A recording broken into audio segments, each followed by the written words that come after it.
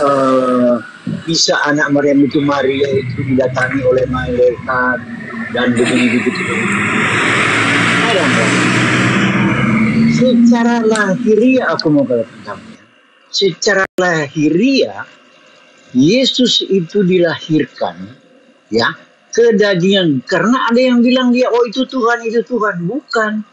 Itu manusia yang lahir. Jadi seperti yang kamu bilang, dia firman. Tapi firman ketika dia kandungan Maria dibuahi oleh Roh Kudus, bercampur dengan dagingnya Maria, darah daging Maria. Makanya dia disebut manusia. Makanya dia bilang dia anak manusia. Gitu ya. Walaupun secara keilahian, dia itu, makanya dia bilang, dia adalah firman yang sudah sejak sebelum dunia dijadikan, sudah ada bersama dengan Bapa, Yohanes 1. Ya, dia juga menyatakan begitu. Dan dia bilang kan dia datang dan keluar dari Allah Bapa. Tapi orang-orang Yahudi yang percaya itu kan. Betul. Ya, benar nggak yang saya bilang itu? Oke, saya jadi begitu. jelas. Jadi begini Pak, sebenarnya secara ilahi supaya orang-orang lain itu, karena orang-orang lain ini suka logika. Jadi logika itu begini, kenapa Tuhan kadang-kadang memberikan perumpamaan supaya manusia mengerti? Karena kalau Tuhan bicara dalam segi keilahian, nggak mengerti manusia. Maka manusia itu perlu dijelaskan secara logika yang langsung dia begini. Contoh, keilahian Yesus yang lahir dengan Roh Kudus. Pak Christian izin kameranya di-off-kan aja Pak. Oke.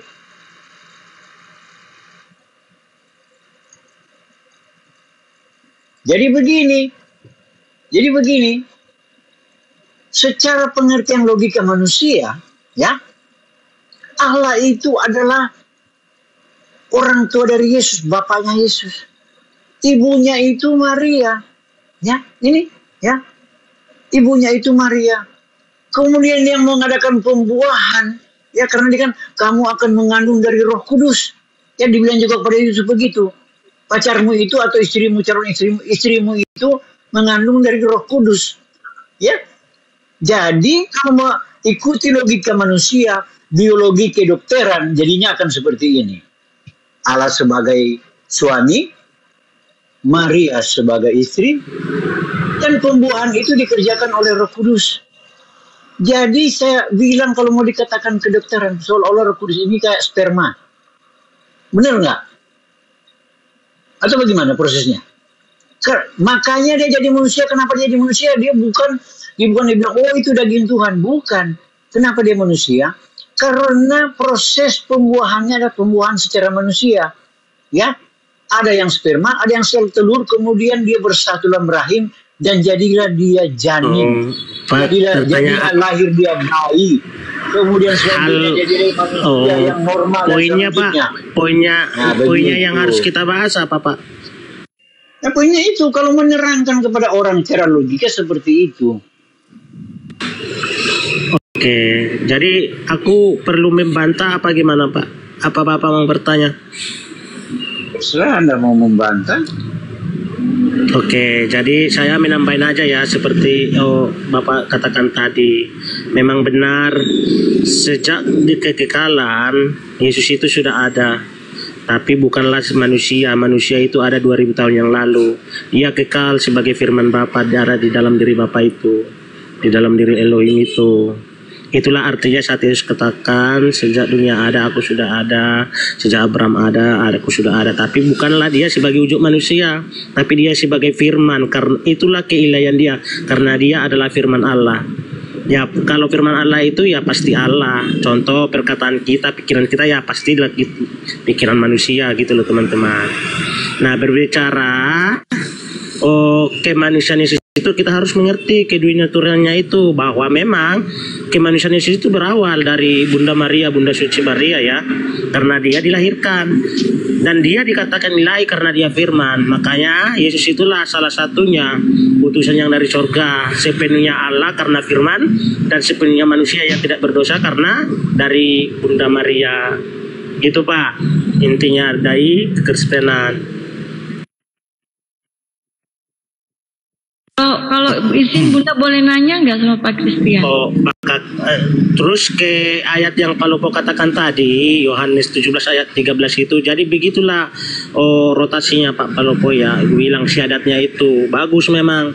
Yesus langsung katakan hidup yang kekal loh, hidup kekal berarti berbicara selamat nanti kan, harus mengenal Bapa satu-satunya ilah itu, sesembahan Tuhan yang benar itu, dan mengenal Dia sebagai utusan, yaitu firman-Nya. Makanya lewat firman-Nya inilah yang menjadi manusia Allah. Enggak, gini aja Pak Pandian. Coba Anda tunjukkan ayat Yesus berkat atau firman itu, Yesus itu adalah firman itu sendiri, Bang. Coba di mana dalilnya supaya kita enak gitu loh. Di mana dalilnya bahwa Yesus itu adalah firman? Padahal saya bukakan ya. Kalau kita buka ayat, Yesus itu penerima firman 17:8, bukan firman. Coba Anda tunjukkan bahwa Yesus itu dia ngaku bahwa dirinya adalah firman gitu loh. Oh, mana ya tadi? Turun lagi. Signalnya Sueb gak bagus nih. Sebenarnya tidak ada yang istimewa tentang Yesus itu. Apa sih seorang manusia? Tuhan menciptakan matahari, bumi aja dengan berfirman selesai. Lalu apa istimewanya? Hanya seorang manusia jenik ya satu titik jadi barang itu. Jadi bukan Tuhan itu jadi, aduh gimana sih cara berpikir teman-teman Kristen ini? Makanya orang Yahudi itu nggak merasa heran, kenapa? Nggak merasa heran. Karena mereka tuh dari Ibrahim sudah mendapat satu pelajaran, bukan sesuatu mukjizat, di mana Ibrahim kan saat itu kan tidak bisa punya anak dari Sarah karena Sarah sudah tua. Tidak mungkin, satu hal yang tidak mungkin untuk mengandung. Sekarang saya baca ya teman-teman, ini Wahyu 1 ayat 8. Bentar Kak. Katakan gini, aku adalah Alfa dan Omega, firman Tuhan Allah yang ada dan yang sudah ada dan yang akan datang, yang bahkan melebihi itu Pak. Dia menyatakan dirinya maha kuasa loh Pak. Hanya Tuhanlah yang bisa mengatakan dirinya maha kuasa. Yesus langsung katakan itu Pak. Bukan basa-basi dia. Dia mengaku loh. Jangan, Wahyu 1:1 Anda baca. Alfa dan Omega, firman Tuhan Allah yang ada dan yang sudah ada dan yang akan datang tuh. Udah dirangkum dia semua ketuhanan dia itu. Jangan lompat ke situ Pak Pandian. Di Wahyu 1:1. Dengarkan. Di Wahyu 1:1 inilah wahyu Yesus Kristus yang dikaruniakan Allah kepadanya. Itu merujuk kepada Allah, bukan Yesus. Gimana sih Anda ini? Apa sih Pak? Wahyu 1:1. Inilah wahyu Yesus Kristus. Inilah wahyu Yesus Kristus yang dikaruniakan ke Allah kepadanya supaya ditunjukkannya kepada hamba-hambanya. Ya betul. Berarti Bapak harus segera lebih terjadi. Bagus Pak. Berarti langsung. Di sini kenanya Pak. Kalau itu adalah berarti menurut Bapak itu wahyu dari Allah Bapa dong. Ya lebih jelas lagi dong. Berarti ada Allah Bapa di situ. Berarti ada dua entitas, Bapa dengan Yesus. Ya, iya. Jelas. Yang menerima wahyu siapa? Sejalan dong. Tunggu. Yang menerima wahyu siapa? Di ayat itu siapa yang penulisnya itu? Yohanes kan? Yang menerima wahyu siapa? Yang menerima wahyu apa? Semua nabi punya menerima wahyu. Inilah wahyu Yesus Kristus yang dikaruniakan Allah kepadanya. Kok bingung jangan sendiri? Disesatkan ayat itu Pak Pandian, jangan. Bukan disesatkan. Itu di sini ada berapa? Ada berapa entitas? Ada ke Yohanes berbicara, ada Allah Bapa, ada mau ceritain Yesus. Ya jelas dong. Tayangan pula. Lah, itu wahyu penulisnya Yohanes. Makanya baca semuanya Pak, biar mengerti. Kita tidak lari ke situ Pak Pandiangan, kita lari ke tekstual aja. Tapi gini Bunda, aku sama Bunda dulu. Apa sih hebatnya Yesus itu? Mau lihat kehebatnya Yesus? Sabar dulu, tidak dapat berbuat apa-apa dari dirinya sendiri. Iya, betul Bapak. Sang Bapak yang melakukan melalui dia kan, melalui firman-Nya. Sudah, berarti yang bisa berbuat apa-apa dari Bapak. Oke, bagaimana Bapak itu melakukannya? Jangan lari Bang, jangan kemana-mana dulu. Katakan bagaimana Bapak itu melakukannya? Melalui dia dong. Berarti jangan dulu. Kalau tidak melalui firman-Nya. Jangan lari dulu Pak. Jangan disesatkan orang loh. Pula Alfa dan Omega. Itulah sebenarnya. Gini loh Pak. inilah kesalahan kalian Pak, selama ini. gantian Pak ngomongnya, sabar, gantian dong. Kalian di pemikiran kalian teman-teman Muslim, Kristen itu sudah salah. Saat dibuka cara berpikir kalian, kalian heran kan? Kalau enggak dikatakan Tidak kalian mengerti. heran, Anda yang menentang perkataan Yesus. Ketika Yesus berkata, aku diutus hanya kepada domba-domba yang hilang dari Bani Israel. Anda percaya perkataan Yesus? Oke, kita bahas itu. Yang ujian iman perempuan itu. Sabar dulu, sabar. Biar aku jelaskan. Sabar dulu. Sebenarnya saya nggak mau lari ke Makanya sana, ngambil Pak. Alkitab itu jangan sepotong-potong, Pak, biar mengerti. Justru ayat Anda itu yang apa arti potong-potong Yesus. ayat. Anda potong di Wahyu tadi. Aku adalah Alfa dan Omega. Kita tarik ke Wahyu 1:1 dulu. Inilah wahyu Yesus Kristus yang dikaruniakan Allah kepadanya. Pertanyaan saya, di sini ada berapa entitas? Ada Allah, Yohanes menulis ada Allah, terus ada Yesus. Ada Bapa, ada Yesus, Iya, betul? ada Yesus firman-Nya, iya. Firman-nya Pertanyaannya? terus. Lah, Pertanyaan saya, yang penerima Ya. wahyu siapa? yang menerima dalam konteks itu siapa? Maksudnya yang berbicara Ya. kepada Yohanes penulis itu apa yang diceritakan Yohanes? Astagfirullahaladzim. Lah emang harus pintar membaca Alkitab, Pak. Makanya Saya pintar-pintar, tidak Bapak. berbicara tentang Yohanes di ayat ini. Nah, yang menulis itu siapa? Inilah wahyu Yesus Kristus yang dikaruniakan Allah kepadanya. Pertanyaan saya, Wahyu. siapa? Yesus ini penerima wahyu atau pemberi wahyu?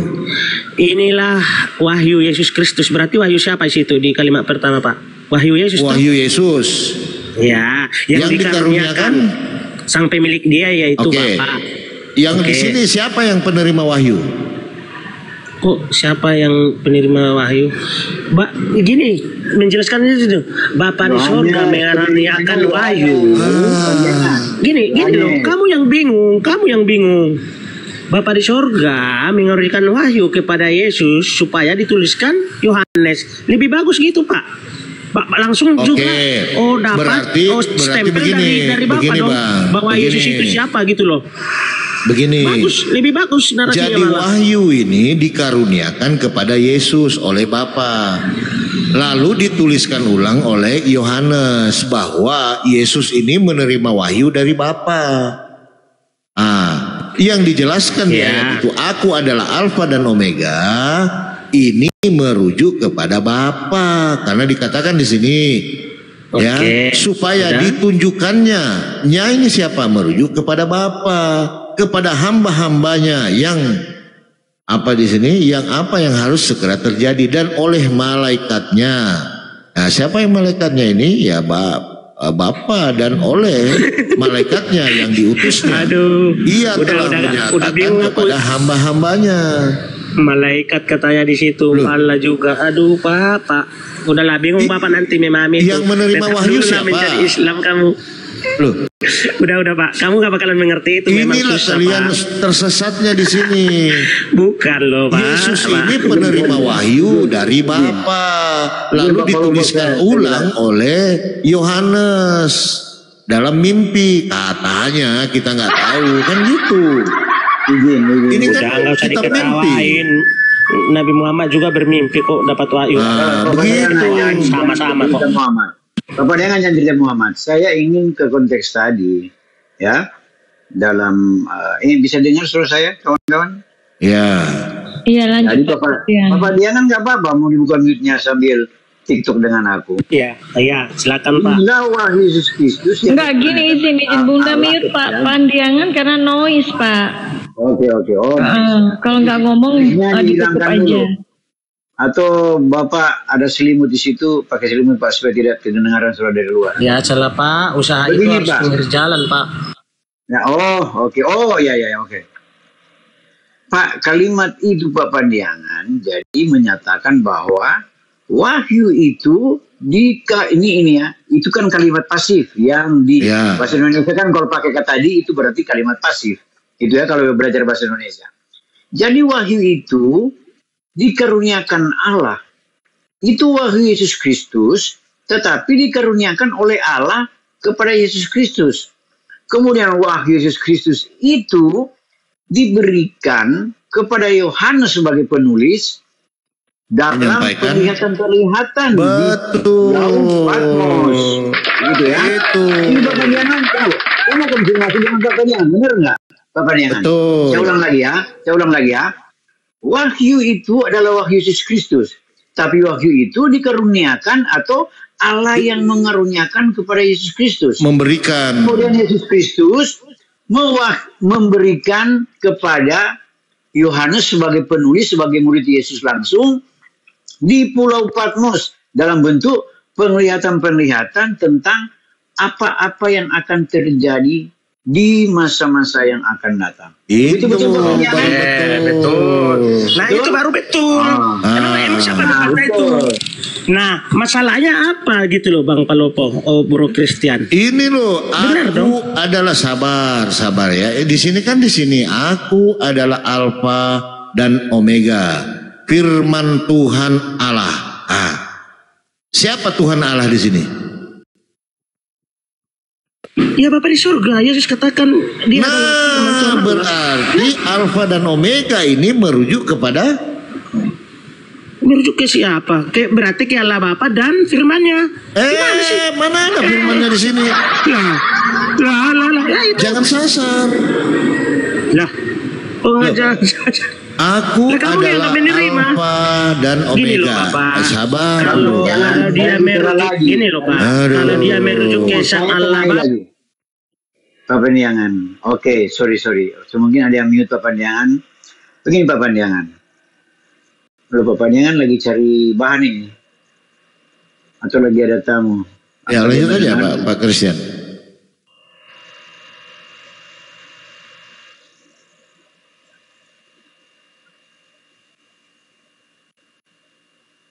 Pak Pandiangan.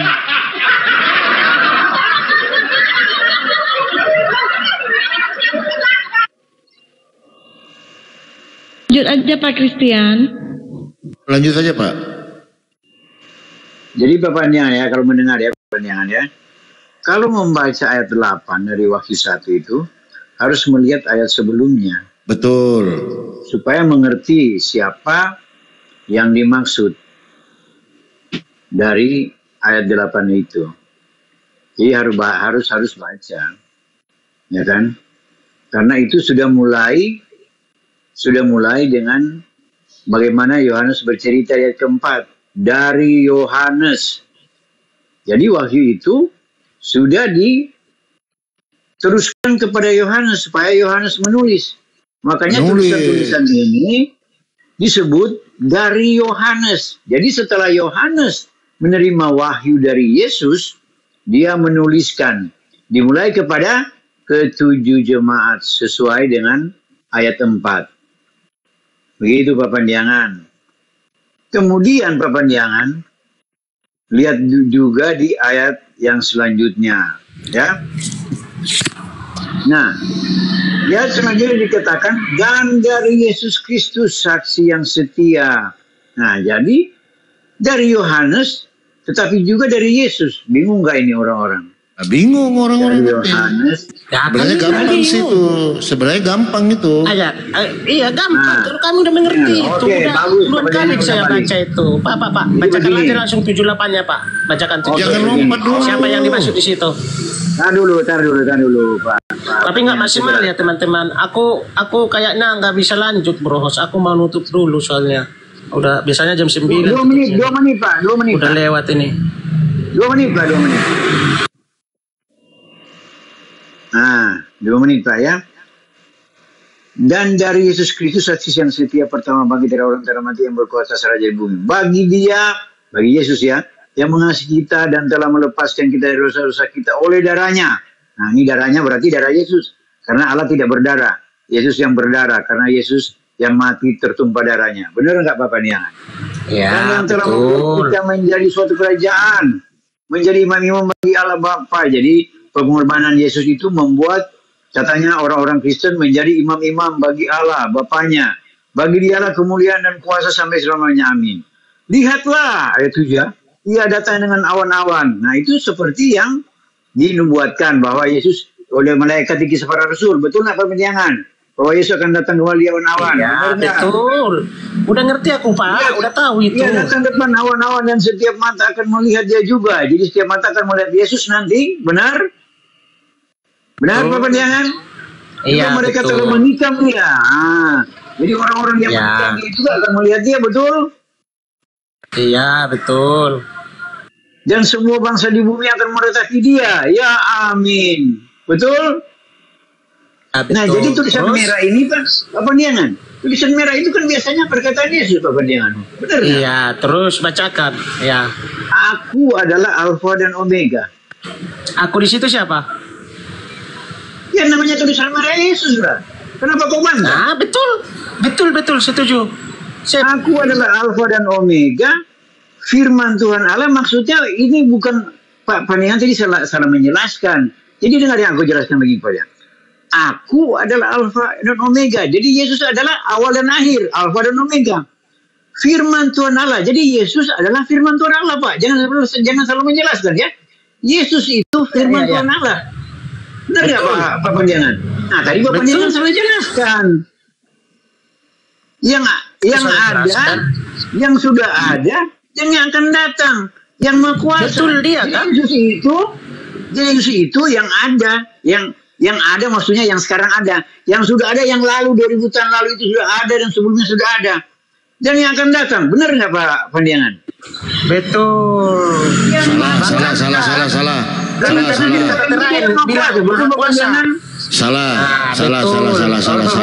sekarang Pak Panjangan kita Kristen sudah mengerti. Yang nggak mengerti bukan Islam. Pak Panjangan, Yohanes 17 ayat 2 baca. Sabar dulu, Pak. Sabar dulu. Nah, yang bingung kan Islam. Kalau kita nggak bingung. Sabar dulu, Pak. Gitu kita ini kan dia kutip.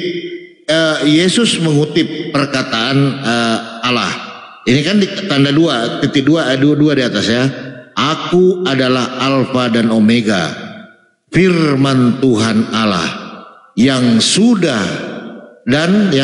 ada dan yang akan datang, yang Maha Kuasa.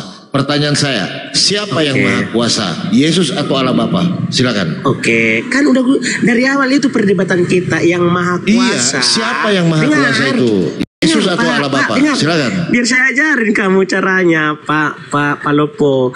Yang Maha Kuasa itu Bapa di surga. Tapi bagaimana Bapa di surga itu menyatakan kuasanya?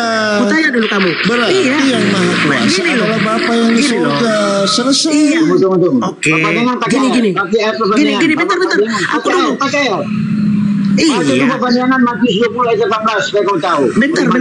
Kan betul yang Maha Kuasa. Dengar dulu. Bentar. Nanti kesana habis ini aku bernarasi nggak nyampe 30 detiknya. Betul. Aduh ya Allah, sakit loh. Telinga bunda ya, izin. Telinga bunda ini pakai headset. Kalau dengar kalian ngomong bertabrak-tabrakan sakit telinga bunda. Gantian lah ngomongnya. Oke, gini. Betul. Jadi yang Maha Kuasa itu Bapa di surga. Bagaimana Bapa di surga itu menyatakan kemahannya melalui firman-Nya. Mulai dari penciptaan Bapa di surga berfirmanlah kepada Musa, berfirman kepada Abraham, jadilah ini waktu penciptaan jadi. Dia selalu berfirman. Ada di sana firman, ada berfirman. Lewat firman-Nya lah dia menyatakan kemahakuasaan dia itu. Makanya Yesus katakan seperti itu. Dia berani mengatakan itu. Jadi siapa Tuhan Allah di sini? Firman Tuhan Allah siapa ini? Firman Tuhan Allah itu merujuk ke Allah yang roh itu, Palopo. Bapa itu Yotepape. Berarti bagaimana aku adalah ini, Alfa dan Omega ini merujuk kepada Yotepape, firman Tuhan Allah. Berarti yang Maha Kuasa di sini merujuk ke Bapaknya, bukan ke Yesusnya. Makanya kamu harus tahu bagaimana. Gak ngerti-ngerti dari tadi saya ajarin loh, Pak.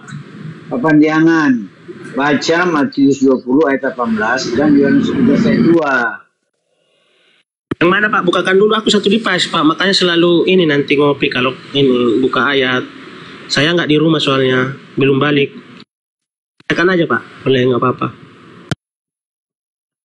Jadi saya tahu Pak Bang Palopo ini sebenarnya mengerti kekristenan sudah, tapi dia menutup hatinya masih. Bukan menutup Pak, mau diputar kemana aja tetap Yesus itu utusan Tuhan.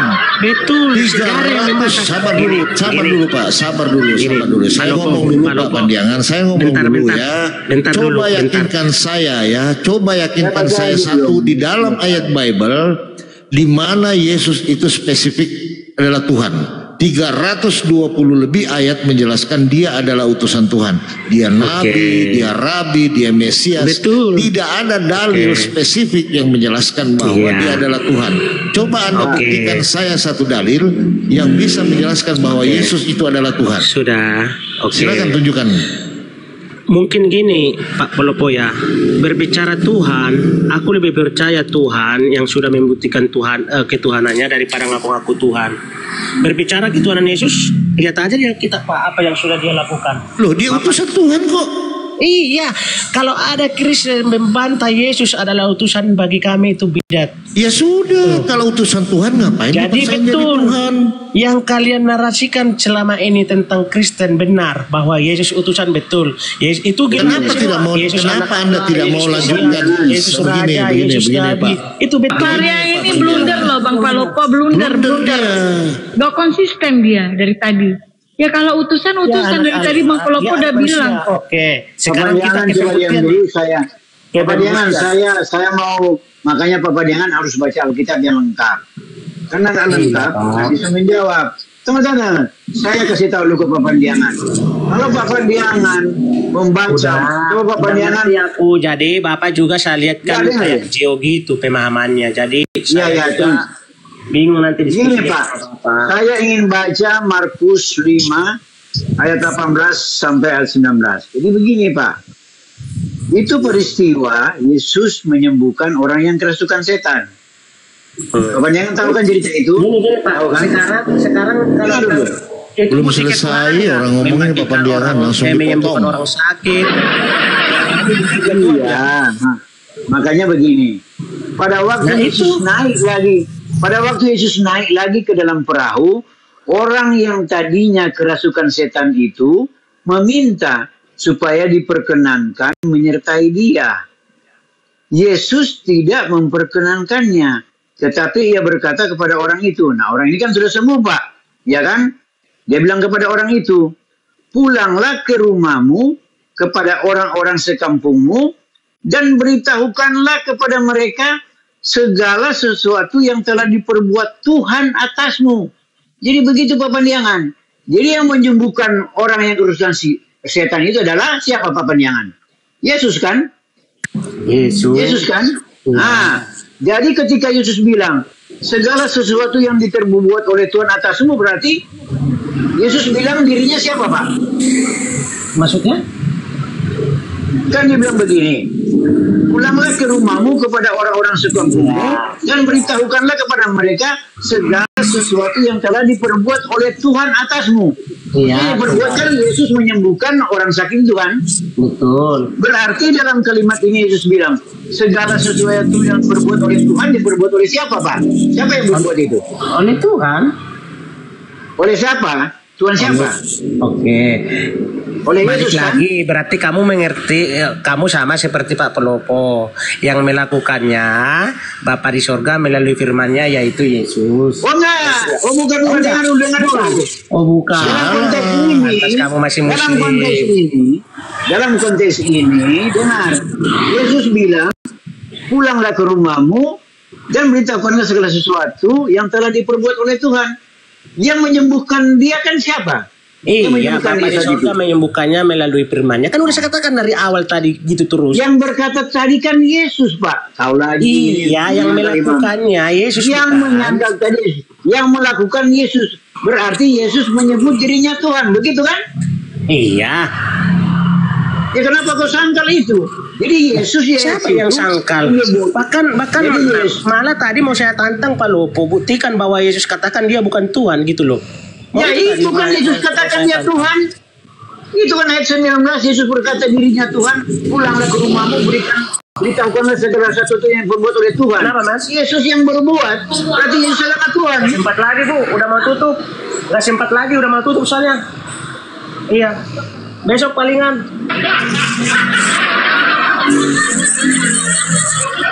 Ya besok aja Bu, besok aja. Oh iya, bro host, mungkin inilah saya terlama di Romo ya. Selama ini kan sharing kita inilah. Aduh, blender lah kita. Cuma inilah enak lah. Ternyata enak Pak. Sudah dengarkan Yesus, jangan dengarkan siapa-siapa. Iya betul. Saya lebih percaya perkataan Yesus daripada pandiangan. Iyalah, betul. Apa yang Yesus katakan itu semua kebenaran, bukan yang dikatakan. Makanya Pak Polo, baca ayat tadi yang udah aku bilang. Perbuatan menyembuhkan orang kerasukan itu dilakukan oleh Yesus. Iya, Yesus Pak, bilang ke aku dia, ngerti, Pak. Tak masalah. Terus saya bilang, bahkan beritahukan kepada orang-orang sekampungmu apa yang diperbuat bahkan saat muridnya mengatakan, kau menyebut aku Tuhan dan Guru. Yesus langsung ini loh, langsung katakan betul gitu loh, bukan membantah. Oh bukan. Nah ini Guru dan Tuhan ada di koma sekarang. Yohanes 13 ayat 9 adalah Guru dan Tuhan.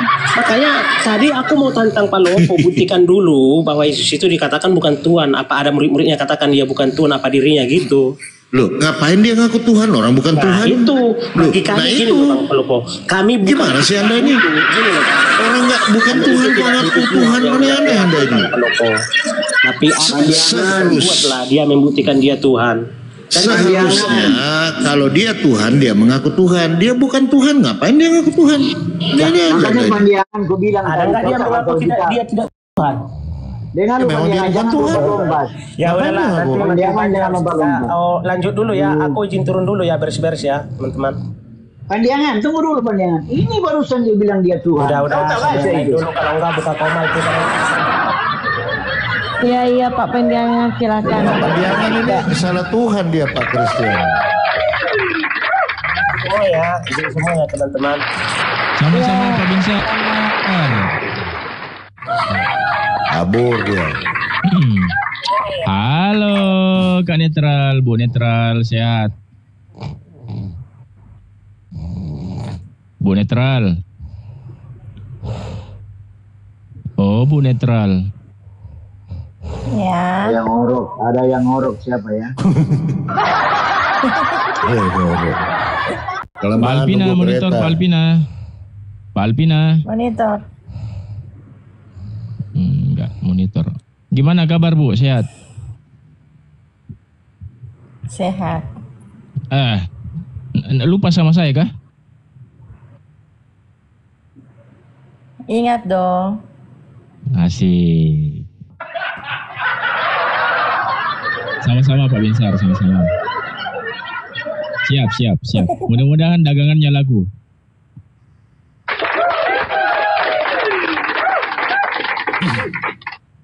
Izin Host, tapi saya mau bertanya sedikit dengan Pak Christian. Pemahaman Anda tentang Yesus itu seperti apa sih Pak? Selama ini Pak. Menurut Bible loh, sebelum ada Mbak Netral masuk, bahaya kalau kita diserangin Mbak Netral. Bun, tunggu, lanjut. Saya Kabar, kira Pak Toko. ayat tadi yang saya konfirmasi ke Pak Pandiangan itu udah menjelaskan dengan jelas.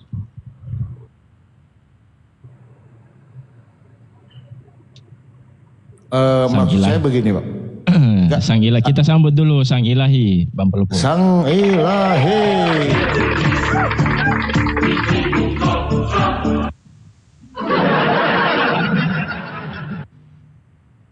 Oke. Ini Bang Loading ini kemana dari tadi ya? Nggak nongol-nongol ya?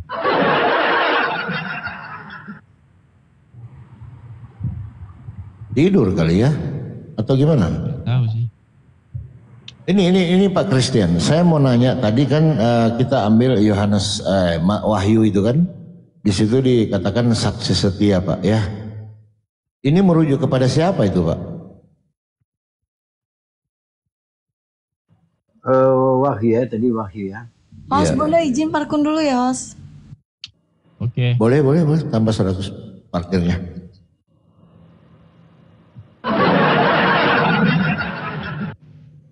Saksi setia itu, makanya tadi aku suka aku suka maksudnya lebih mempertegas kepada orang-orang Kristen agar mereka membaca dan memahami Alkitab dengan benar. Ya. Tadi kan ada ini masalah wahyu itu kan susah untuk dipahami. Namanya saja wahyu. Wahyu adalah perkataan-perkataan dalam bentuk-bentuk yang sukar dimengerti, tetapi ada juga yang dimengerti jika orang suka belajar.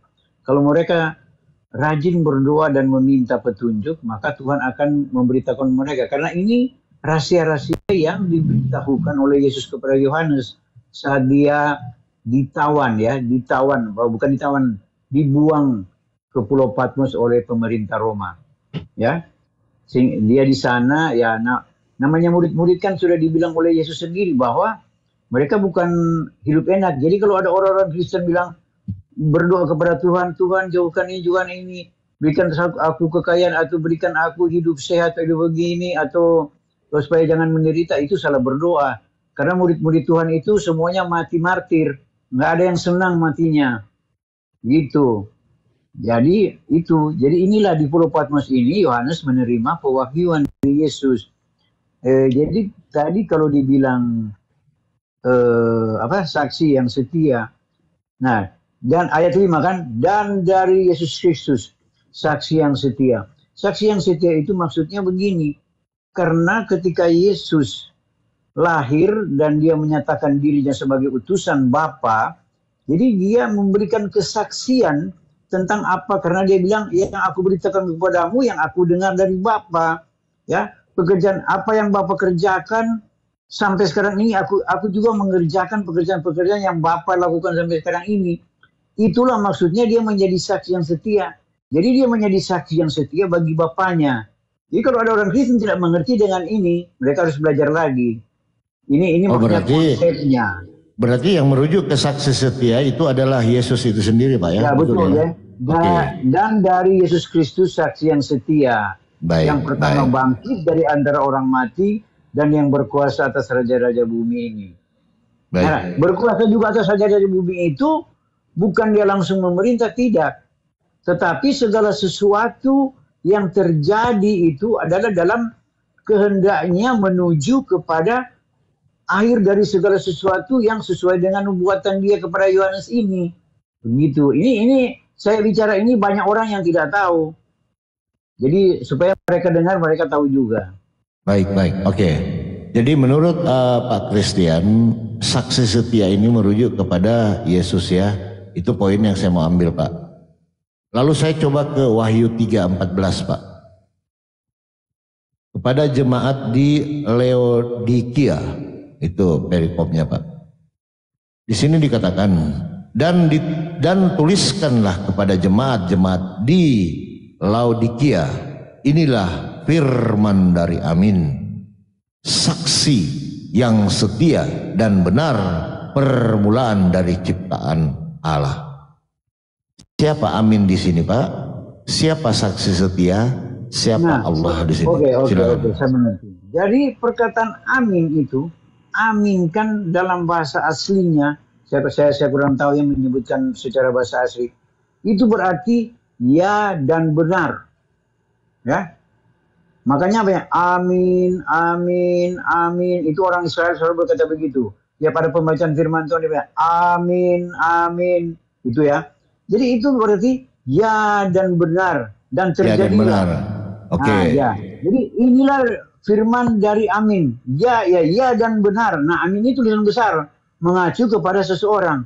Nah, jadi ini juga mengacu bahwa inilah firman dari Amin, dari seseorang yang ya, seseorang yang benar, yaitu Yesus. Nah, dialah saksi yang setia. Jadi masih sama juga. Saksi yang setia. Saksi yang setia dan benar. Itulah Yesus. Permulaan dari ciptaan Allah. Siapa yang diciptakan Allah di sini? Permulaan dari ciptaan Allah, karena orang pertama-tama mengenal Allah. Pada mulanya Allah menjadikan langit dan bumi. Bukan, Mbak. Bukan. Jangan ke sana, Mbak. Permulaan dari ciptaannya dalam pengertian bahwa firman itu sudah ada dari semula. Saksi yang setia itu, ya dalam hal ini, Allah di dalam dirinya juga terkandung firman, itu merupakan permulaan ciptaan. Makanya Yesus bilang, permuliakan aku seperti yang ada padamu, ya kepada aku sebelum dunia ini diciptakan. Jadi Enggak, saya nanya di sini. Ya, Saya nanya di sini, Pak seolah-olah Christian. Yesus Kristus itu merupakan ciptaan Allah yang pertama sebelum ada segala sesuatu. Gitu. Berarti Yesus ciptaan. Begini ya, firman sudah ada bersama-sama dengan Allah pada mulanya. Jadi permulaan dari ciptaan, bukan suatu ciptaan, tapi permulaan dari ciptaan. Berarti dia ciptaan. Pak, begini maksud saya. Permulaan dari ciptaan. Jadi sebelum ciptaan itu sudah ada, pada mulanya sudah ada, Pak. Jadi siapa permulaan? Sabar, Pak. Jadi siapa permulaan dari ciptaan Allah ini? Merujuk di ayat ini. Permulaan dari segala ciptaan itu adalah Yesus. Jadi berarti Yesus adalah ciptaan. Bukan. Sebelum ada ciptaan, Yesus sudah ada. Nah, di sini bukan Yesus. Saya tidak bilang Yesus ya. Saya tidak bilang Yesus. Karena itu adalah firman. Yesus baru ada pada abad pertama. Begitu. Jadi kalau orang bilang Yesus sudah ada sebelum Abraham, dia berbicara dalam bentuk bahwa dia adalah firman sebelum Abraham. Gitu. Baik. Fokus Pak Christian. Inilah firman dari Amin, iya dan tidak ya. Iya dan benar ya. Itu ya. Artinya ini merujuk kepada firman dari sang Tuhan Elohim itu sendiri ya, karena Tuhan itu iya dan benar ya. Saksi, ini koma di sini, saksi yang setia dan benar. Siapakah saksi yang setia dan benar ini? Permulaan dari ciptaan Allah, merujuk kepada Wahyu 1:5 tadi, Pak. Yaitu Yesus. Berarti Yesus adalah ciptaan. Permulaan dari ciptaan. Ya. Berarti Yesus adalah permulaan ciptaan dari Allah.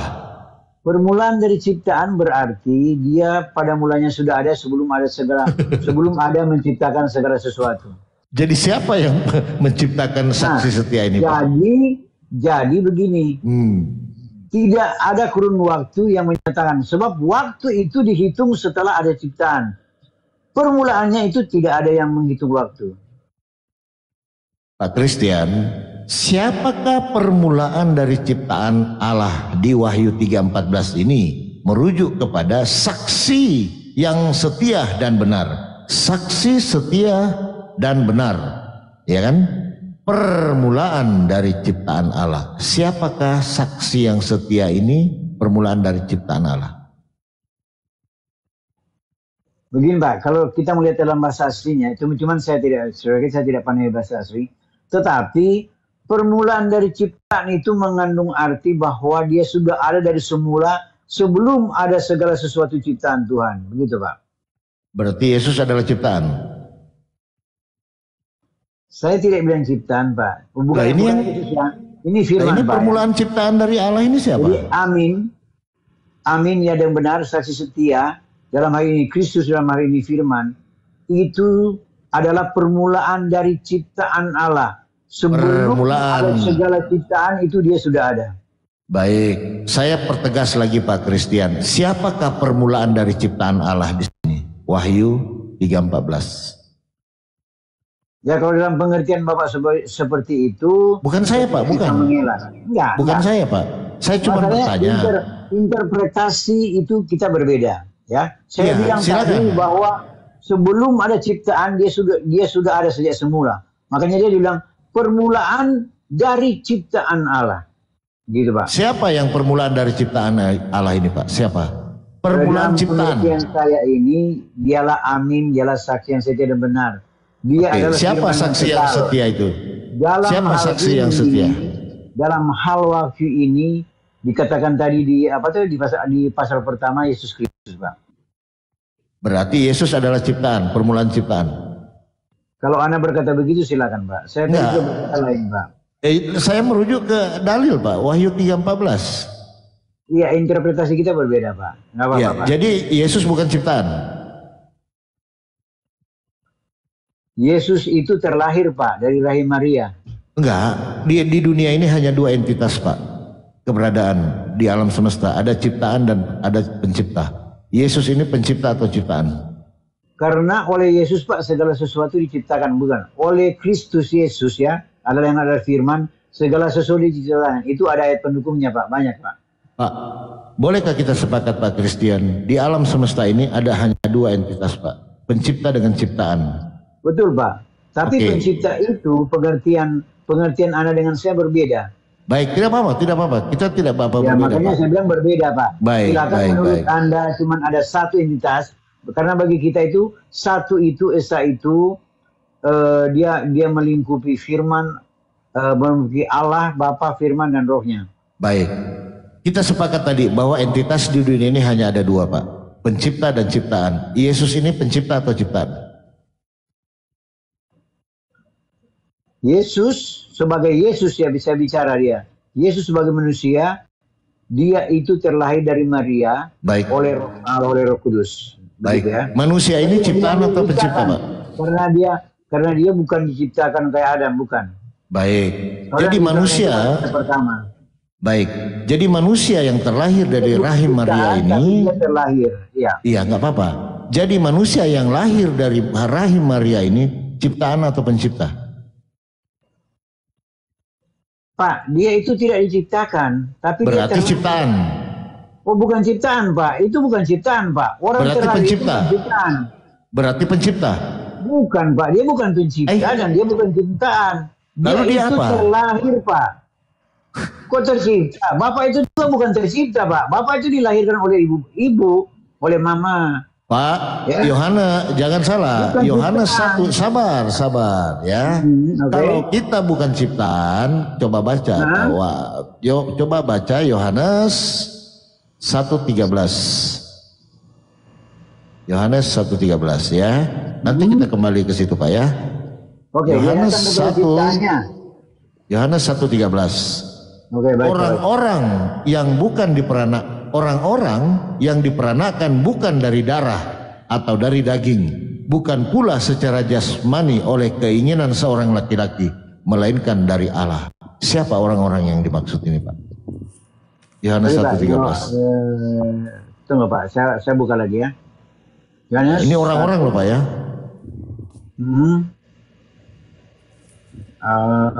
Yohanes Selamat malam. Jadi, Pak, oke. Bos. Malam. Teman. Selamat Malam, malam. Ewidi. Malam, malam. Sebentar ya, Widi. Pak Ewidi. Satu sesi lagi ya, teman-teman ya. Oke. Nah, saya Lihat menjawab dulu ya. tadi yang Wahyu 3 ayat 14 permulaan ciptaan Allah. Sebentar, Pak, sebentar. Biar kita clearkan dulu. Oke. Bapak tadi merujuk pada Yohanes 1 ayat 13. Pak, itu adalah kalimat sambung, Pak ya. Kalimat belakangnya ya. Ada kalimat awalnya. Jadi kita harus baca keseluruhan kalimatnya, Pak. Setuju nggak? Itu ya. Jadi kalimat awalnya begini. Tetapi semua, ayat 12 dulu ya, Pak. Saya lanjut 12 dan 13.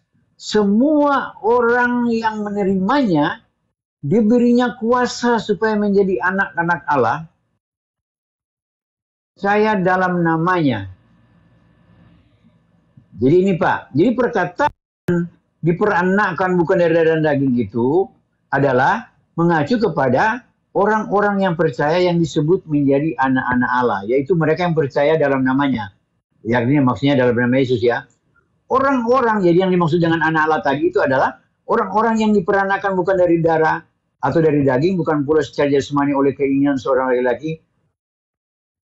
Jadi orang-orang yang percaya kepada Yesus itu akan dijadikan sebagai anak-anak Allah. Jadi dia bukan terlahir. Jadi dia kayak disematkan ini ya. Predikatnya akan menjadi anak-anak Allah ya, dari Allah. Jadi bukan keinginan seorang laki-laki. Itu kalau sudah menjadi percaya. Kayak saya begini, saya sudah percaya pada Yesus, saya itu sudah menjadi anak Allah. Maksudnya menjadi anak bukan naikkan dari Allah. Begitu, Pak.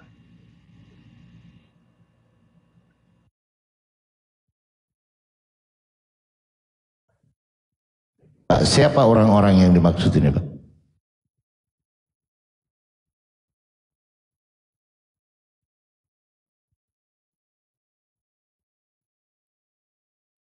Silakan, Pak. Siapakah orang-orang yang dimaksud ini, Pak?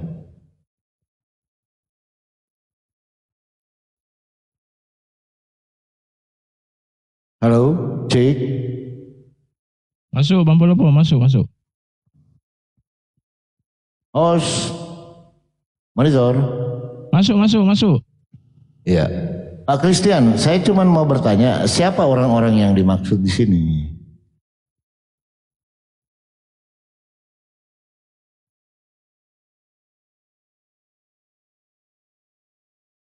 Aman, teman-teman, aman.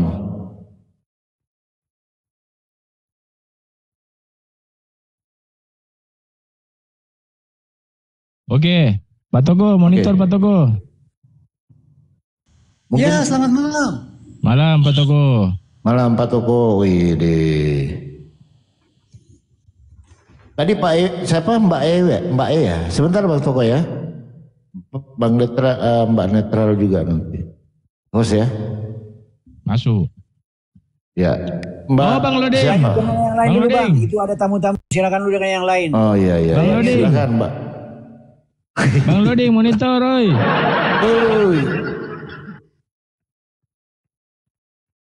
Stuck ya teman-teman ya. Stuck di Yohanes 1:15 ya. Mbak Ewidi, tolong Wahyu 13. Wahyu 3:14.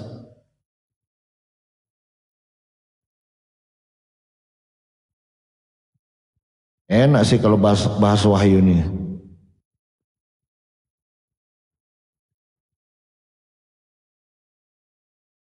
Widi monitor. Mbak Widi dibuka mute-nya. Lanjut Bang Polopo. Halo Mbak Widi, monitor. Oke. Kan tadi kan ya, Wahyu 3 ayat 14 dibilang aku amin saksi yang setia permulaan ciptaan Allah gitu. Itu sama dengan Kejadian 1 ayat 3 terang pada mulanya jadilah terang diciptakan pada hari pertama. Ya, itu kalau di perjanjian kalau di Amsalnya itu hikmat permulaan ciptaan Allah. Ya. Itu jadi terang itu dijadikan pada hari pertama. Itu adalah amin saksi yang setia permulaan ciptaan Allah. Ya, jadi terang itu yang ada di Yohanes 1 ayat 4. Di dalam dia, di dalam firman, ya, firmannya F-nya huruf besar kan jadi sosok ilahi ya. Di dalam firman ada terang. Nah, terang itulah yang diciptakan. Arti diciptakan itu apa? Pencipta dalam maharupa terawal, Allah huruf besar semua, Mazmur 71 ayat 5. Dia setelah sempurna, sekecil-kecilnya mengurangi kemuliaan keilahiannya, hanya sampai roh Allah, A-nya doang yang huruf besar. Atau roh firman, hanya sampai roh firman. Nah, jadi arti diciptakan tuh, di dalam keilahian, dari pencipta dalam maharupa terawal, itu hanya sampai roh firman, dia mengurangi kemuliaan keilahiannya. Atau roh Allah, tapi A-nya doang yang huruf besar. Kalau Allah huruf besar semua itu pencipta dalam maharupa terawal. Nah kemudian roh firman ini mengurangi lagi kemuliaannya menjadi terang itu yang di Kejadian 1 ayat 3. Jadilah terang itu ya. Jadi Tunggu Pak Widi. Jadi tadi ada Allah huruf kapital semua, ada Allah yang hanya doang huruf besar, betul? Ya. Kapital. Nah, sekarang pertanyaannya, yang mana yang Anda tuhankan? Yang mana yang Anda sembah? Dia satu. Jadi kalau Allah huruf besar katanya semua berbeda. Dengar dulu, makanya jangan ingin beda. Oke, saya turun ya. Kalau gitu, saya turun. Iya, sabar, jangan turun dulu, Mbak. Tadi Anda mengatakan Allah huruf kapital semua merujuk kepada Sang Pencipta itu. Nah lalu Allah yang A-nya doang huruf kecil ini siapa ini?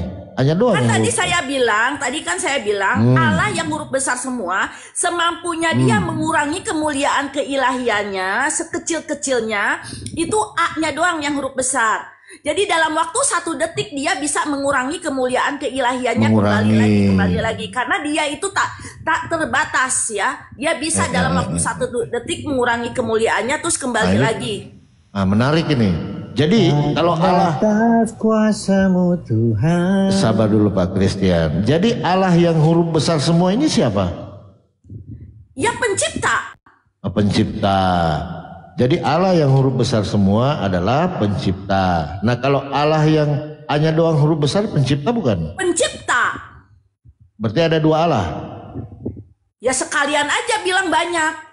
Karena dia yang satu itu hadir di mana-mana. Hadir di mana-mana dalam waktu yang bersamaan dan hadirnya bisa dalam porsi yang kemuliaan yang berbeda-beda. Dia satu. Jadi yang Ibu Widi sembah ini Allah yang huruf besar atau Allah yang huruf kecil? Oke, saya terangin ya. Kalau Allah yang huruf besar semua itu sama dengan di 1 Timotius 6 ayat 16 adalah terang yang tak terhampiri oleh manusia suci maupun oleh manusia berdosa di bumi, para nabi dan para rasul tidak bisa. Oke, sabar dulu. 1 Timotius 6. Sabar, kita buka. 1 Timotius 6:16. Kan gitu. Oke. Di situ dikatakan apa di situ? Dialah satu-satunya yang tidak takluk kepada maut, bersemayam dalam terang yang tak terhampiri. Seorang pun tak pernah melihat dia dan memang manusia tidak dapat melihat dia. Baginya lah hormat dan kuasa yang kekal. Amin. Siapakah dia ini di sini? Iya, dia jadi yang kalau di perjanjian lamanya itu Mazmur 71 ayat 5 Allah huruf besar semua. Dia karena dia oleh triliunan pangkat 2 planet yang terisi oleh manusia suci tidak bisa. Tunggu, turunan pangkat planet apa tadi? Coba. Ini menarik ini. Saya catat dulu ya. Berarti Allah huruf besar turunan M apa tadi?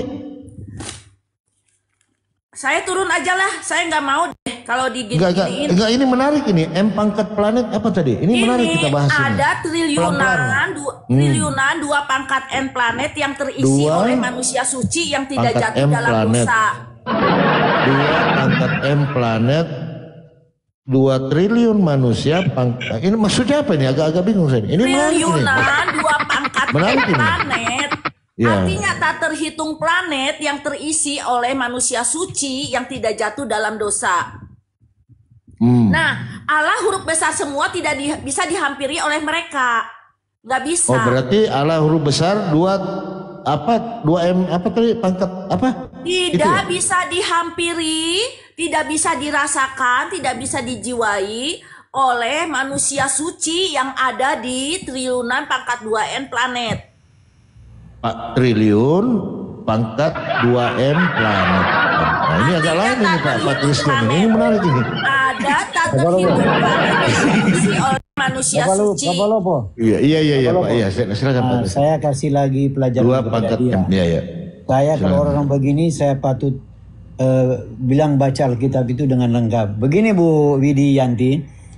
Izin Bu Widiyanti ya. Ya. Maksud saya begini Bu.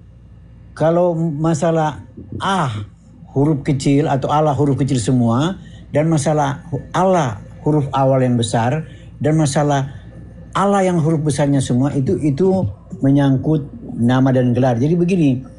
Jadi karena di Alkitab asli ya atau dalam ILT 3 sekarang itu berbeda. Jadi ada yang Adonai, ada yang Elohim, ada yang Yahweh. Nah, kalau yang Yahweh itulah yang semuanya huruf besar, begitu ya. Ini maksudnya tolong kembali ke teks aslinya. Begitu Mbak Widi. Bukan penjelasan. Saya nggak tahu Pak. Bapak mau ngomong apapun, saya nggak tahu Elohim, saya nggak tahu apa. Ini ilham Roh Kudus kepada saya.